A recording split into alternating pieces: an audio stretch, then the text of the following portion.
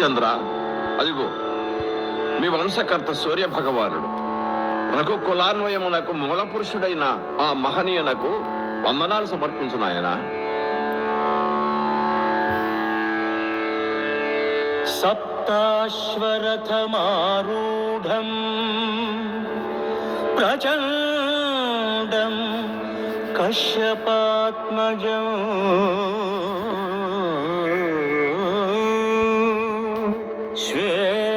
శ్వేతపద్మధరం దేవం తం సూర్యం ప్రణమామ్యహం.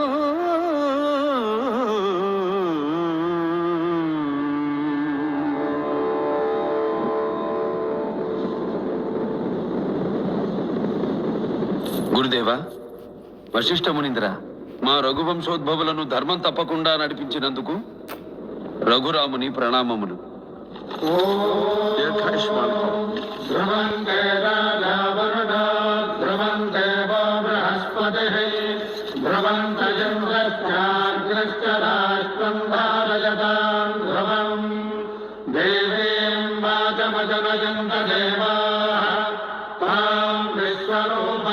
పశవో వదంతే చాలో మంద్రే తమోజన్వహార దేవర్వాగస్వానుపసస్తుతేతో సుమహోర్తోస్త్యచ్చ గృహంతో సుమహోర్తమస్తు సుప్రతిష్ఠితమస్తు అయం ముహూర్తః సుమహూర్తోస్తు.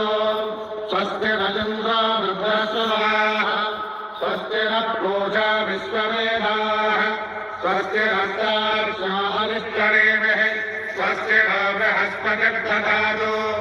ఓం శాంతి శాంతి శాంతి. ఈనాటి పట్టాభిషేకం 14 ఏళ్ల నాడు దశరథ మహారాజు సంకల్పించినది. ఆ ముహూర్తం ఈనాటికి సిద్ధిస్తున్నది. ఆనాటి సంకల్పం, ఈనాటి సిద్ధి రెండు దైవ ప్రేరేపితాలే. ఇందులో ఒక విశిష్టత, ఒక విలక్షణత ఉన్నాయి. సాధారణంగా దేశం మేలే రాజులందరూ పట్టాభిషేకం తర్వాతనే కిరీటం ధరించిన పిమ్మటనే పగ్గాలు చేపట్టి రాజరథాన్ని నడుపుతారు. కానీ ఈనాడు ఈ సీమకు పాలకుడు కాబోతున్న రామభద్రుడు ముందుగా రావణాది రాక్షస సంహారంతో దుష్ట శిక్షను ముగించి ధర్మాన్ని 4 పాదాలపై నిలిపాడు. ఆ తరువాతనే ప్రభుత్వాన్ని చేపట్టి శిష్ట రక్షణకు పూనుకుంటున్న ఏకైక ప్రభు రాముడు.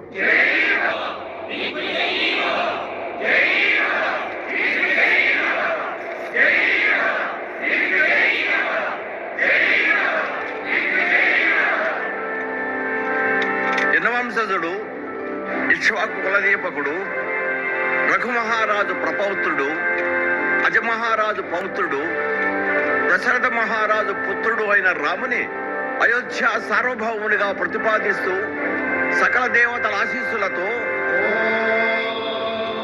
సామ్రాజ్యం భోజ్యం స్వరాజ్యం వైరాజ్యం పారవేష్టికం రాజ్యం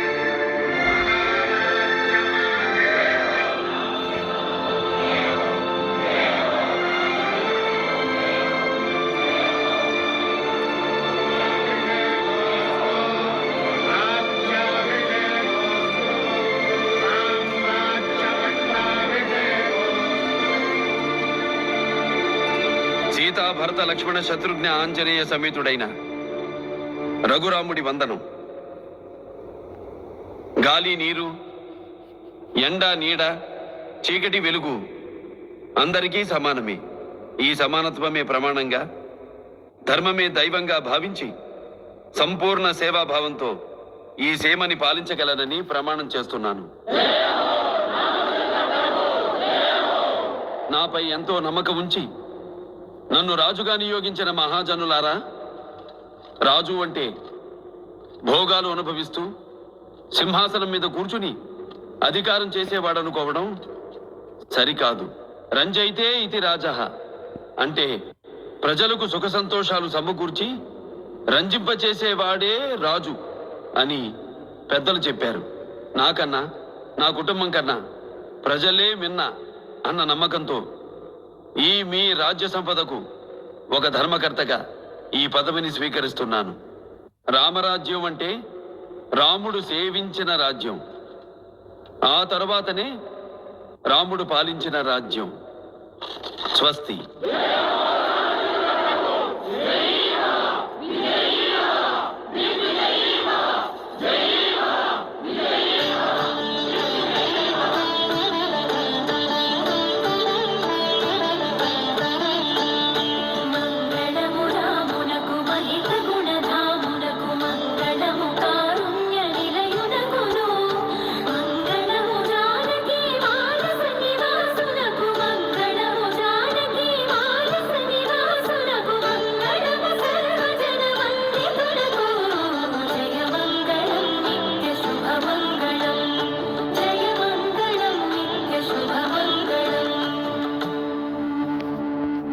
Listen closely. మంగళం కోసలేంద్రాయ మహనీయ గుణాత్మనే చక్రవర్తి తనూజాయ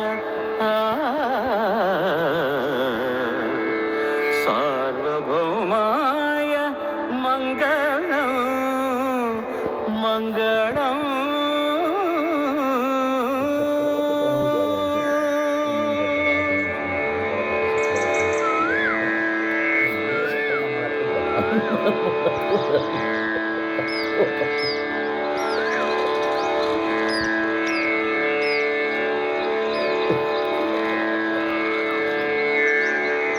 హే రామచంద్ర ప్రభు, శ్రీ పరబ్రహ్మ ఆదేశంతో నారద మునీంద్రుల ప్రేరణతో ఈ వాల్మీకి రచించిన శ్రీమద్ రామాయణ కావ్య రచన నేటితో సకలం సమాప్తమైంది.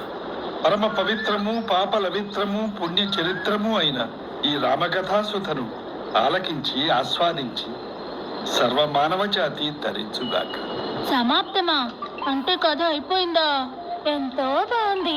ఇంకా ఉంటే ఇంకా ఎంత బాగుంటుందో కదా.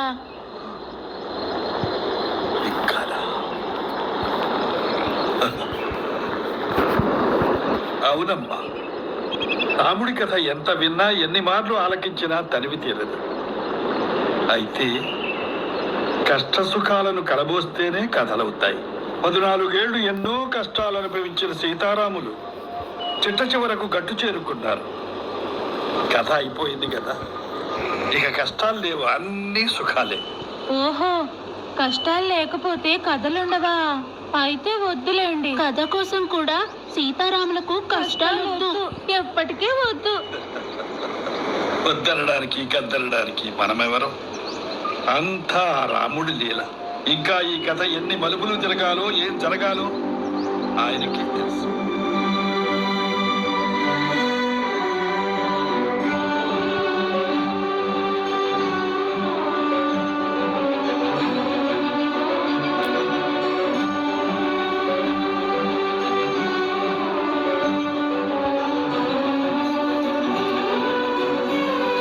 సూర్యవంశీయులు చంద్రవంకను తీర్చారు.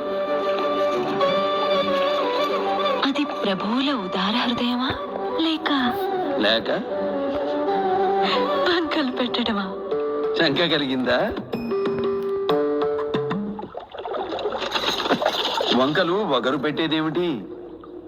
నీ నడువుకున్న నగలే ఉన్నాయి.